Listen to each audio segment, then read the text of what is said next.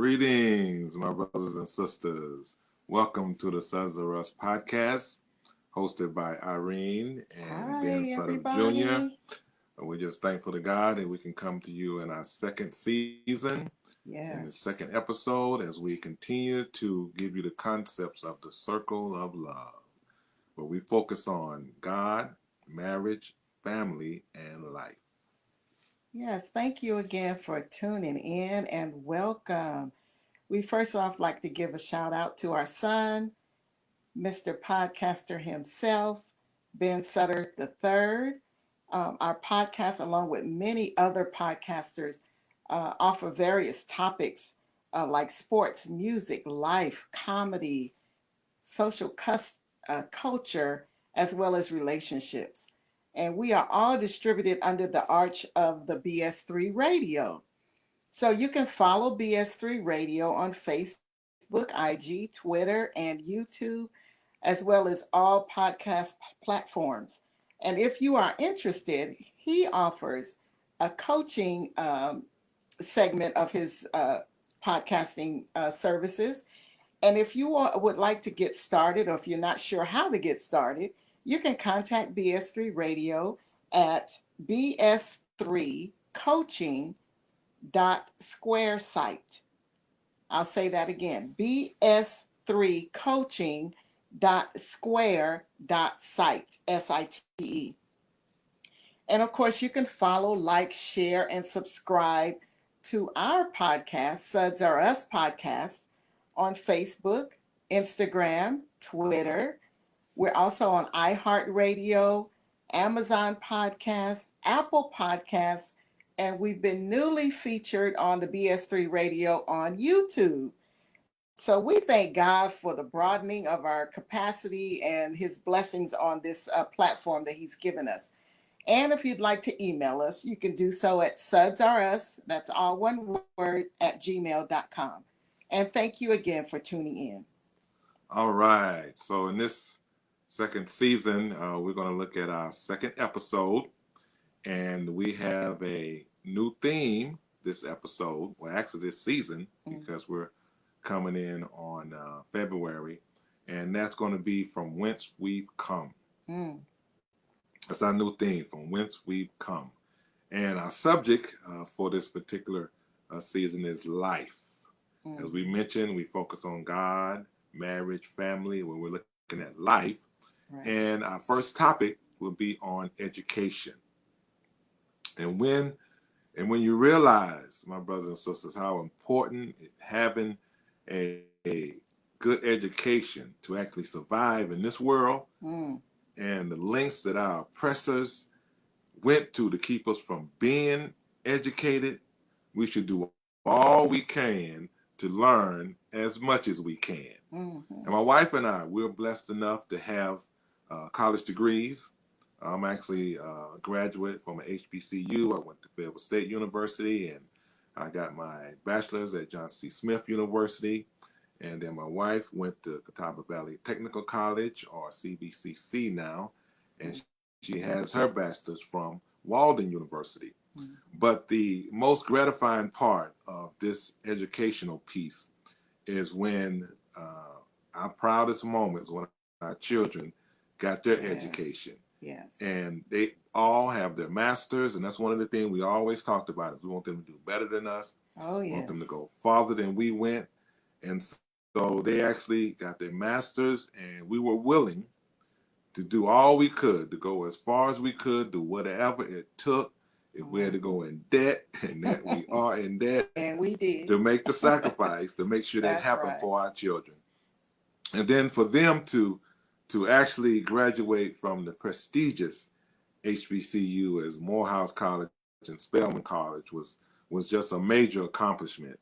Yes. And it just goes to show you that once you put that drive in their heart, and this basically just warms our heart to know where they went and what they have achieved and what they have accomplished. So we are so proud of all three of our children. Now, since we just celebrated Dr. Martin Luther King Day, we have to put some emphasis on Morehouse College. And Morehouse College is where our son received his bachelor's. And, Dr. King received his bachelor's at Morehouse College, and we were just honored to be able to walk on that campus. And we realized that they honored him with the cathedral named after him. It's actually Dr. Martin Luther King International Chapel. And then they have a statue of him in front of the chapel. And it's just amazing how when we attended our son's freshman orientation, and then later on some Christmas specials and programs in that chapel, it just warmed our heart. Even when you walk on campus, I mean, you get the feeling of euphoria because you knew that Dr. King actually walked on that campus. And just the legacy is actually etched in stone. I mean, literally etched in stone on the platform of a statue that's right out front of that particular chapel, the MLK International Chapel. So we were just so blessed to be able to be a part of that opportunity for our son and just be there for him. And we made the trips back from California. That first year, I guess we must travel 3 different times to go back and forth to Georgia. And because we made that trip, of course, we took our girls, and then they fell in love with the campus and just the whole atmosphere and the aura. And you just like I said, it's a feeling of euphoria when you walk on that campus. So that what gave them the drive and the desire to go to Spelman College. Well, back to Dr. King. I mean, just to be there is just to appreciate the sacrifice that he actually made during the civil rights movement to allow our children to get their master's degree from a predominantly white university. So he literally gave his life for our well-being. And we are living testimonies of what that sacrifice that he made. So we have to be willing to make the same sacrifice for our children. And what an inspiration and heroic and iconic figure he is. He's my idol. My wife knows it. But second, of course, to our Lord and Savior Jesus Christ. Yes, of course. But But we definitely honor him and recognize him. And then to be able to visit his home and where he grew up and the church he grew up in, Ebenezer Baptist Church, just to walk in the King Center and just to be able to go on the memorial where him and his wife Body lies. I mean, it's just so special just to experience that. I mean, I would wish everyone would have that opportunity to experience it. And I recommend if whenever we get out of this COVID-19 quarantine and whenever we get out of this social distancing and we're able to travel again, make it a point, if you can, especially you and your children, to visit the King Center and visit the museum and, the stories they would learn and the pictures, the artifacts, the manuscripts, and actually the article of clothing that they have in the museum, his robes and his suits and his jewelry, his shoes. I mean, it's just something that I would recommend for everyone to be able to experience that. And if your children can experience that, it would help them value their education and appreciate where, as a people, we have come from and to get where we are today. And we as parents, we should be willing, like I mentioned before, to make the sacrifice for our children, just to experience it firsthand, even if they don't attend Morehouse College or Spelman College or any of the AU anniversary universities. They can actually still experience the King Center. My daughter just took our grandchildren there recently on MLK Day, and they were able to experience the house that he grew up in. And it was just a wonderful experience for them, even though they're 2, almost 3, and 5 years old. But just to be able to be in that particular area is very historical. And it gives us greater chance to be successful and accomplish our goals when we realize where we've come from. And it's our responsibility to make sure our children know that. Our children knew about Dr. King. I mean, they knew about him very well because we had Dr. King wall in our house in California. We had a Martin Luther King wall. That's right. And we had some of the pictures that we had purchased when we went to the actual King Center and walked through the museum. We just couldn't let them sit in the box. We had to display them. And by us displaying them, our children was able to ask questions. And by asking questions, they were able to get information, and that could expand their horizon and give them a desire to want to learn more and be even more. And we also, from our Mother Sudderth, we got an old vintage 1966 ebony magazine cover, and we framed the cover. It was color, and that was just made the wall even that more beautiful and that more outstanding. And so we put that on the wall, and then we had to include President Obama when he became president. He was inaugurated. So then we added him to the wall, Martin Luther King wall. And then there were some pictures that had a combination of him and his family, Dr. King's family. We had Dr. King's family actually in black and white photos of him and his children, him, his parents, and his siblings. And it all is an opportunity to combine the pictures of MLK and President Obama as a comparison to where we've come from. When we combine those pictures, that's what our theme is, from whence we've come. And then what we did, we had to take my mother's old picture down. She had a picture that was in a bronze frame of John F. Kennedy and Martin Luther King Jr. in the middle, and then Robert Kennedy on the other end. Right. And so we had to take that picture down, and we put that picture in the garage. Where it's all faded out, but anyway. Faded out. But it was always interesting to me, and I could never understand how that JFK and Robert Kennedy had original photos. Then they had a sketch of Dr. King in the middle. Wow. So that was kind of bothered me growing up, because we had that picture in our house, and probably most African American homes, they have that picture, because that's all we had at the time, as far as remembrance of Dr. King. They had a sandwich in between JFK and Robert Kennedy. But we made it a point to make sure our children knew who he was, and because we displayed the wall, and it was very obvious, and it was something that was very important to us to display. So we just basically want to, talk about Dr. King because of MLK Day just passed, and my wife's going to go a little bit further. Yes, I'm going to reach way back to 1963. Let's see, we were like 4 years old. Interesting enough, but that's when Dr. King was 35 years old, and he delivered his soul-stirring speech at the Lincoln Memorial. And just to give you a little history here, Dr. King was the youngest man to have received the Nobel Peace Prize. And I'm going to fast forward a little bit to Amanda Gorman, who was the youngest poet, and she was the first person to be named the National Youth Poet Laureate.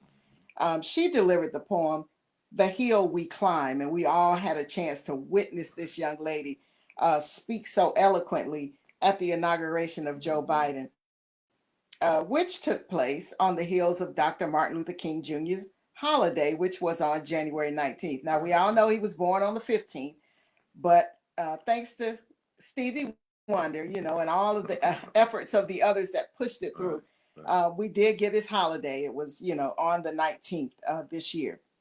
But Dr. King's "I Have a Dream" speech, and we always focus on the latter part of that speech. And I took another moment to take a look at that speech, and I just want to bring out some of the excerpts of that speech. And I'm going to quote here: "The Negro is still languished in the corners of American society and hides himself in the exile in his own land.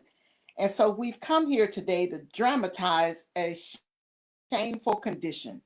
In a sense, we've come to our nation's capital to cash a check." Right. When the architects of our republic wrote the magnificent words of the Constitution and the Declaration of Independence, they were signing a promissory note to which every American was to fall heir. This note was a promise that all men, yes, Black men as well as white men, would be guaranteed the unalienable rights of life, liberty, and the pursuit of happiness. And so we've come to cash this check, a check that will give us upon demand the riches of freedom and the security of justice. Yes. Wow. Now that's powerful. I mean, we felt barred and in exile for quite some time now. Right. And to think that beyond 1963 to now, we are still somewhat feeling that way. To be inclusive is all that we desire. That's all we want as a people, to be who we are, to excel and to prosper and to be treated equally. And we're still trying to cash the check. And I don't know about reparations. I know a lot of people talk about that and the compensations and the amends and that 40 acres and a mule. You know, I'll take the 40 acres. I don't know about the mule. But personally, you know, I don't see that coming. It's okay if, you know, if it does or if I'm wrong. But we as a people honestly feel that President Biden owes us. You know, it was our vote that tipped him over the edge to get him in the White House. So again, we shall see. We shall see. Let's remember, it's all about the politics. And God is still king of this universe, and he is still in control. So that's where my faith lies. And yes, we are still demanding the security of justice, fairness, equality, and impartiality. That has not changed. And so Dr. King's speech also talked about another quote that, I'm sorry, that he says, we cannot be satisfied as long as a Negro in Mississippi cannot vote, and a Negro in New York believes he has nothing for which to vote for. That's right. That's right. Well, now there it is. I mean, we showed up, and I hope that he, you know, was smiling over the banisters of glory, that we showed up as a people. We took our souls to the polls and we filled out those absentee ballots. And I'm proud to say that I am, you know, one of those that took that absentee ballot and really pressed my vote in. And I too was sickened about all of the things that have been going on. For 4 years of 45. I don't even say his name anymore. He's just oblivious, you know, he's just disappeared, thank God. But I am still, you know, proud of our people that this actual 4 years has set a fire under us, and it really awakened our spirit, you know. So some who had never voted before, I was amazed at that, but there were some who had never voted before that stepped up to the plate. And then there were the 18-year-olds. These youngsters showed up and showed out. So I am so grateful that people showed up in huge numbers. And that again made Dr. Martin Luther King proud. And as a result of those vast numbers, our people casting that vote, you know, we gained some confidence because we have seen the results of that vote. That today, you know, we can't lose that stride. We got to keep going. We got to keep building on what we've already accomplished. And, you know, I'm not saying that we've arrived because we got a lot to accomplish, but, you know, we have actually seen some big strides over these last couple of months.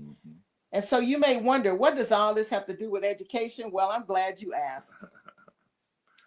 Because have you taken a time, like I said earlier, to really ponder this speech?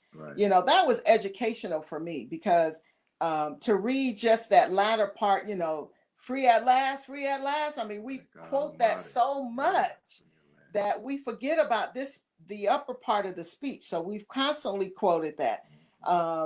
And I just want to bring out one other point that's really captured me, and that was I'm sorry, that no, we haven't arrived, that we're going to keep on believing in the fact that, you know, we have faith and that there's better coming. So the next quote is, go back to Mississippi, go back to Alabama, go back to South Carolina, go back to Georgia, go back to Louisiana, go back to the slums and the ghettos of your northern cities, knowing that somehow this situation can and will be changed. And now that we voted, that's where we are. That's exactly where we are. We've cast our vote. I don't think we left, but we can still return back to our communities and all of those that we have influence upon, and make sure that we will begin to continue to make that change that we wish to see in this world. There's one last quote that I want to bring out, and then I'm going to be done for a moment anyway. So the quote says, no, we are not satisfied, and we will not be satisfied until justice rolls down like waters and righteousness like a mighty stream. And that's it. We're not going to be satisfied. We're not going to be scared. We're not going to be content until we get justice. All right, all right. Wow, that was a lot. Referring back to the speech, what a powerful speech that It was. was I very. tell you, we definitely love what he mentioned in that speech, and a lot of the things he mentioned, I just want to highlight and refer back to. He talked about freedom, talk about civil rights, talk about civil unity. He talked about us being treated equally as human beings, as Black people. And if we really understand our history, we can understand that the United States is the only country known to have prohibited the education of the enslaved. Now, during the era of slavery in the United States, the education of enslaved African Americans, except for religious instructions, and they would take certain scriptures out of context, so it would appease their desires and their motives, what they wanted to accomplish. But they would discourage and eventually made it illegal for most southern states to have their slaves educated. But after 1831, the revolt of Nat Turner, their prohibition was extended to some states to free Blacks as well. Now, I'm going to talk about Nate Turner a little bit more when we get into February. We talk about Black history, but I just want to give you this excerpt, hopefully to give you some interest, just to make you a little bit more intrigued about what we're going to talk about during Black History Month. But Nate Turner, he was born in 1800, and he died in 1831. So he was only 31 years old. So he was a young man. Wow. A young man. But he was also an African-American enslaved preacher. And because of that, we like to call it bully pulpit, he used it. And what he did, he led the 4-day rebellion of enslaved and freed Blacks and people in the Southampton County of Virginia. This was in 1831. And I'll talk a little bit more. I want to go too in deep, but this brother was something that we really need to understand and learn more about him. I mean, he did a lot. He did a lot. But what was intriguing to me was that this was in Southampton County, Virginia. So that made me think. I say, okay, I know of an HBCU. We're talking about education called Hampton University, and that's where my my nephew Robert Callahan graduated from, Hampton University. So I'm like, well, if this is where this took place, this rebellion, this revolt that Nate Turner had the slave to rise up and to want to be free and rebel to be free, I looked at Hampton University, and it's a private historical Black research university in Hampton, Virginia. It was founded in 1868 by Black and white leaders of the AMA, which is the American Missionary Association, after the American Civil War. And what it did, it provided education to the freedmen. It was also it's the home of Hampton University's museum, which is the oldest museum of the African dispositor in the United States of America, and the oldest museum in the Commonwealth of Virginia.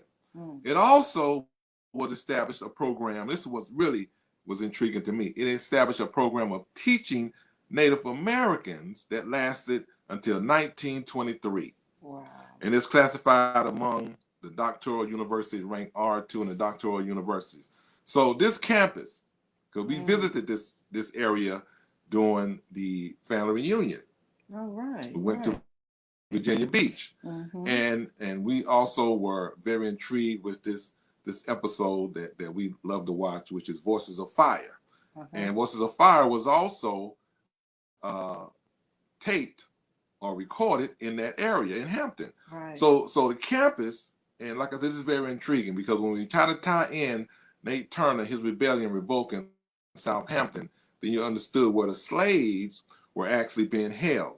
So the campus looks over across the harbor of Hampton Roads. Now, Hampton Roads was founded on the grounds of a little Scotland, and I mean, the campus was founded on the grounds of what's called Little Scotland, which is a former plantation in Elizabeth City County, not far from Fortress Monroe and the Grand contraband camp that gathered nearby. So these facilities represents freedom to the former slaves.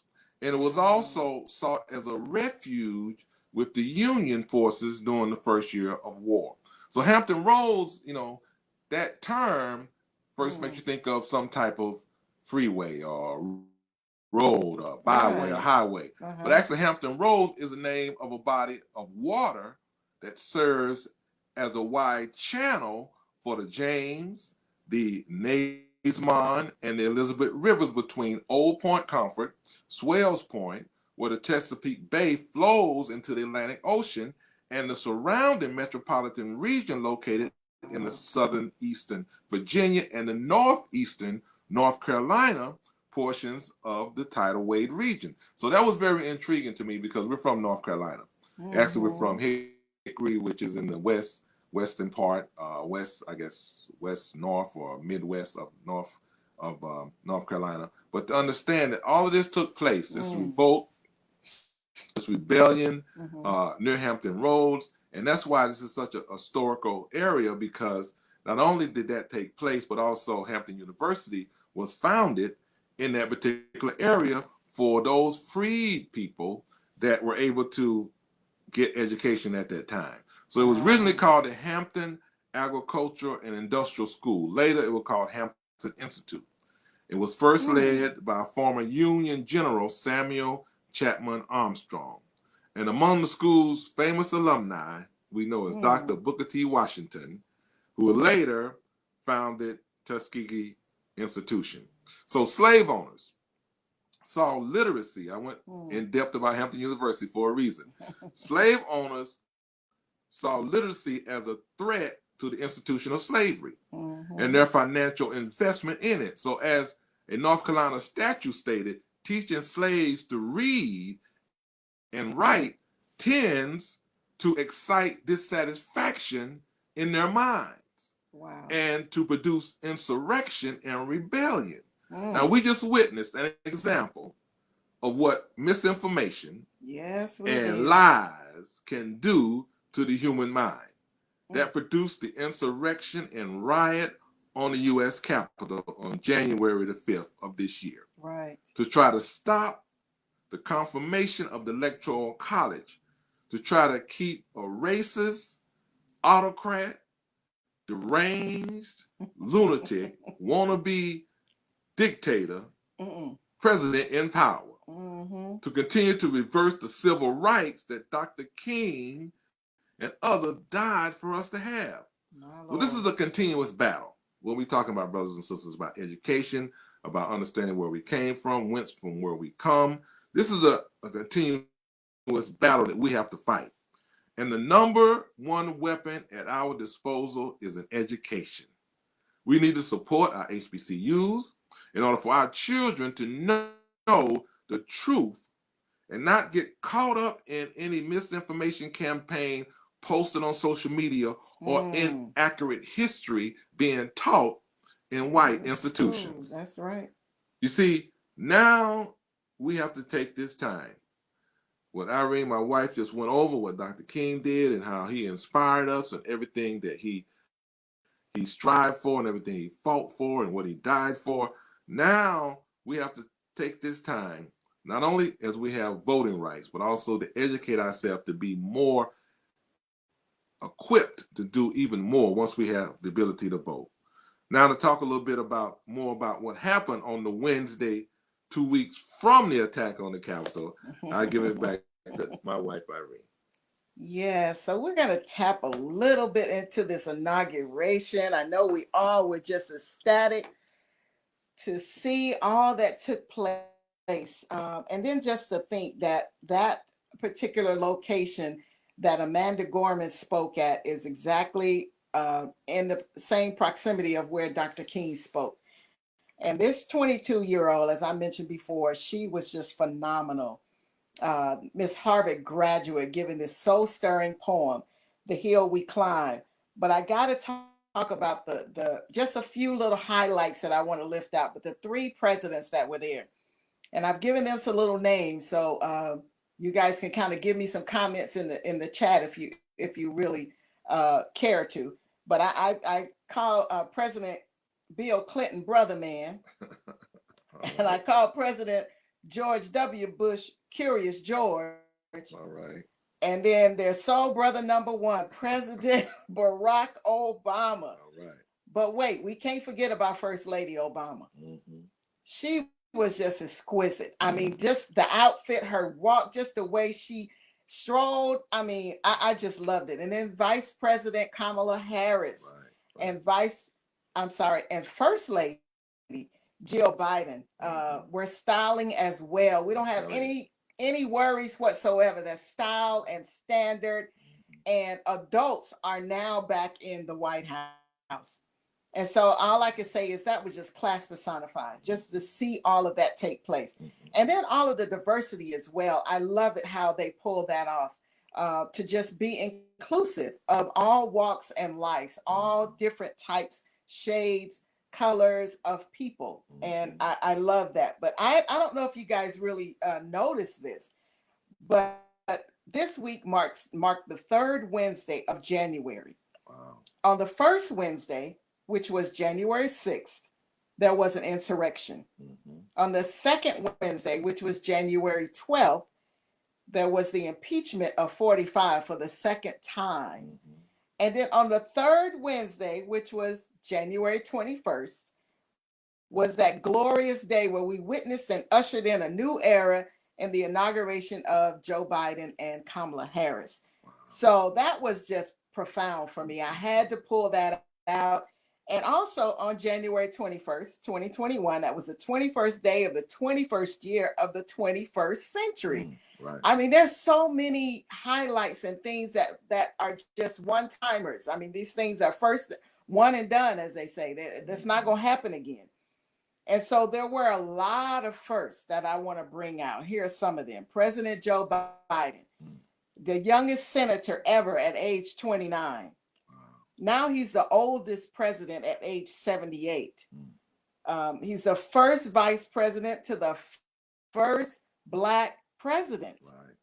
He's the first 46th president, and there'll be no more after him as far as 46 is concerned. The first president-elect with the most popular votes in the votes ever for presidency. That's right. That's amazing. He is the first president with the first Black female vice president, Kamala Harris. Right. And she is now the highest ranking female. Woo! Black girl magic. Female elected official. She is also the first woman to be vice president of the United States. The first Black woman to be vice president of the United States. She's also the first Black woman and the first vice president to be a graduate of an HBCU, Howard University.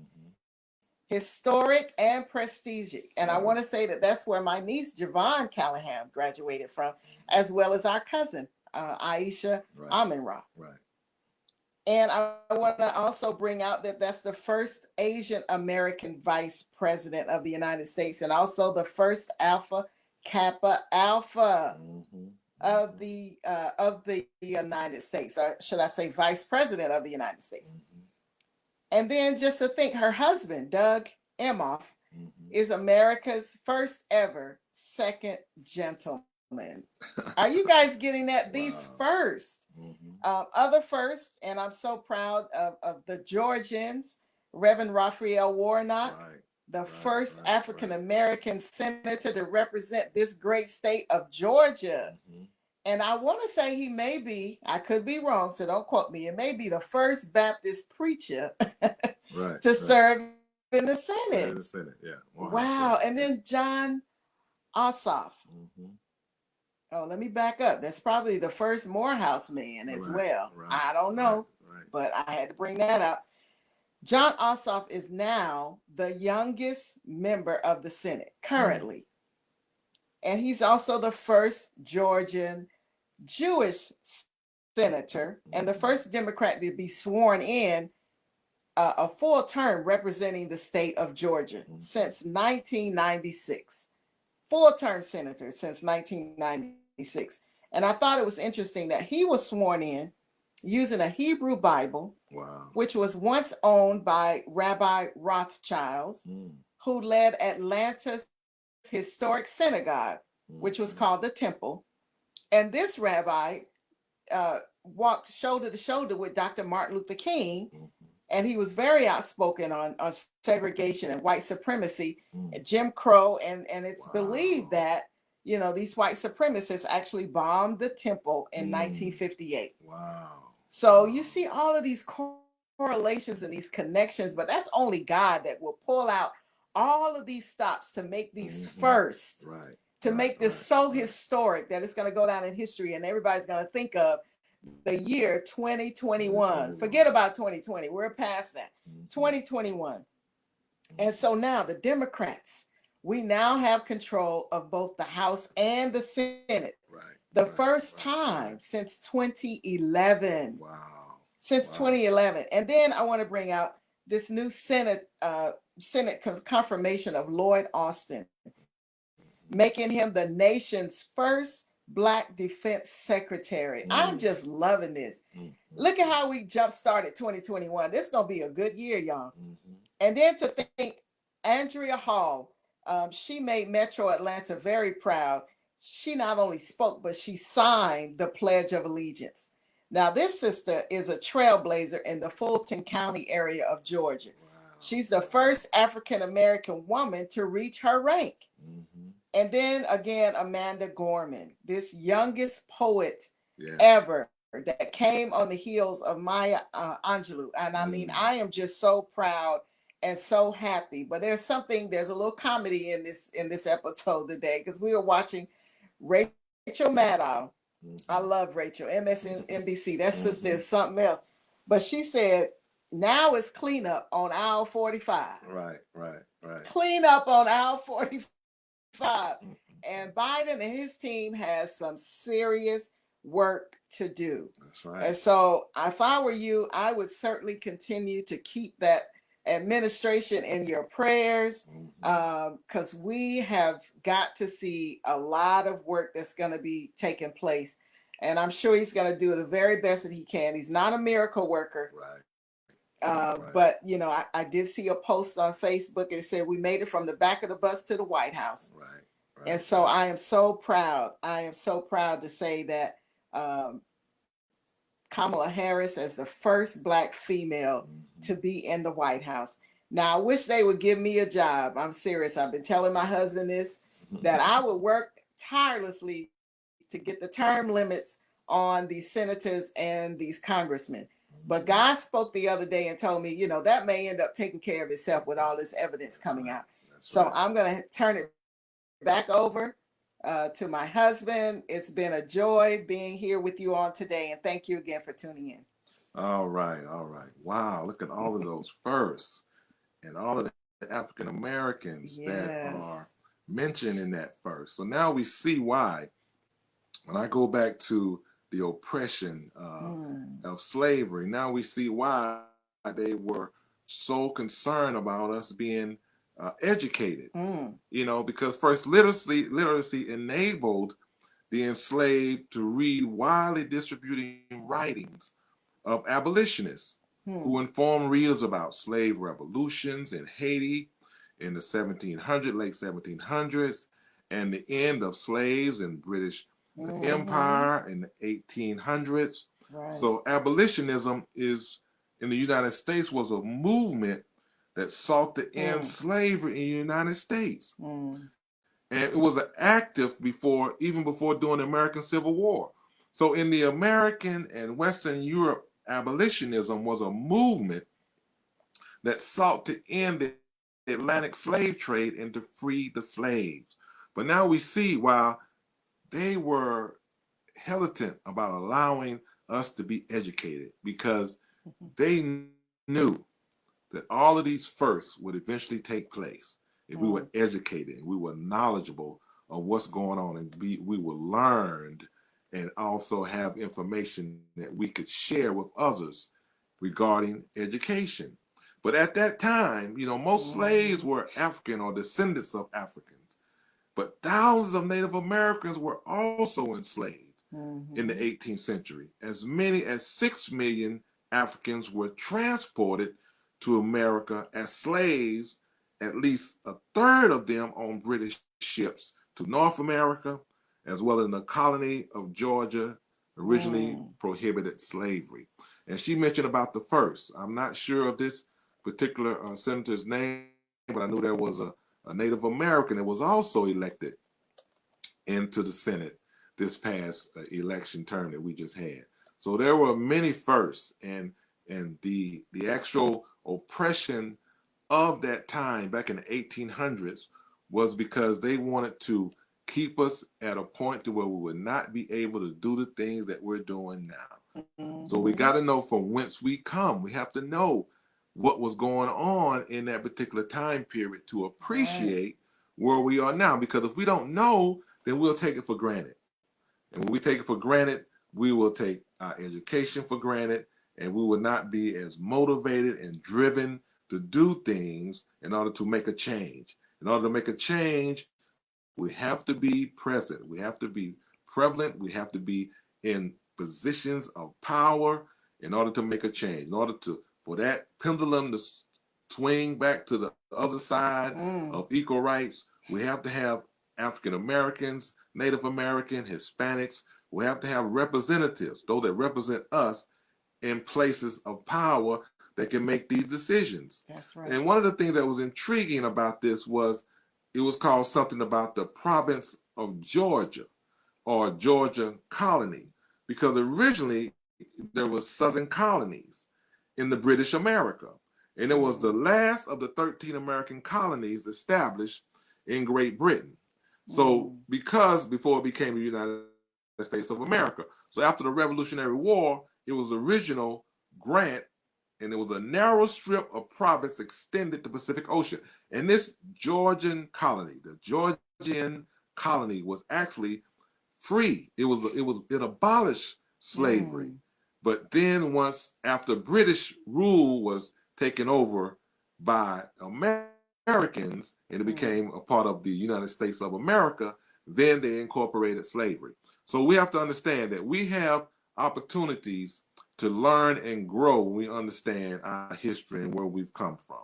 But it allowed the slaves to discover thousands of enslaved that had escaped, often with the assistance of the Underground Railroad. We may talk about that. We're going to talk about Sojourner Truth, who also one that was very vigilant and rebellious when it came to education. And also we talked about how they was able to flee to the northern states and Canada in order to receive an education. Then they were able to come back to America and use that education. So literacy is very important.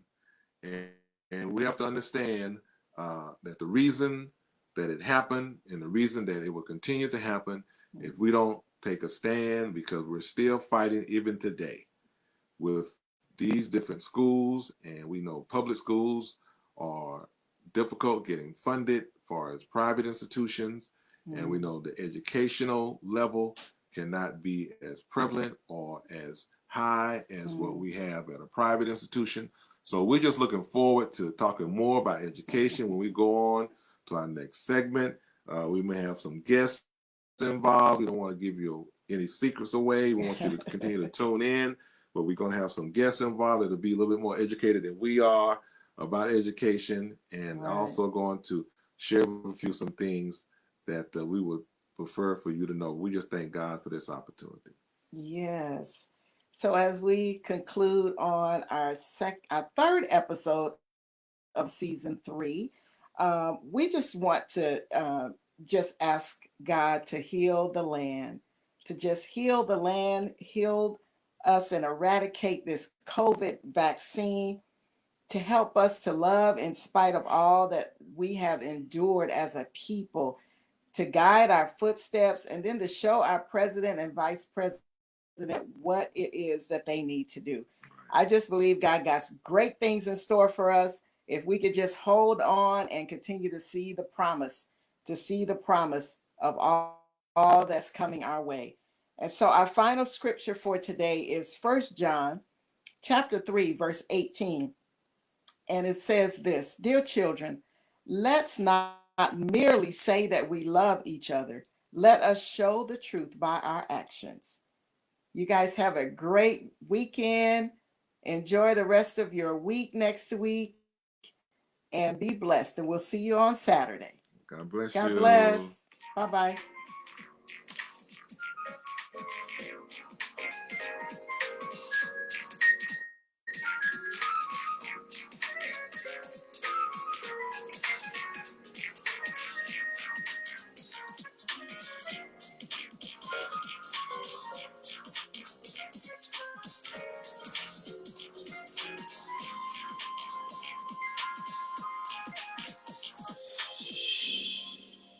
Love you. Take care. Bye-bye. Bye-bye.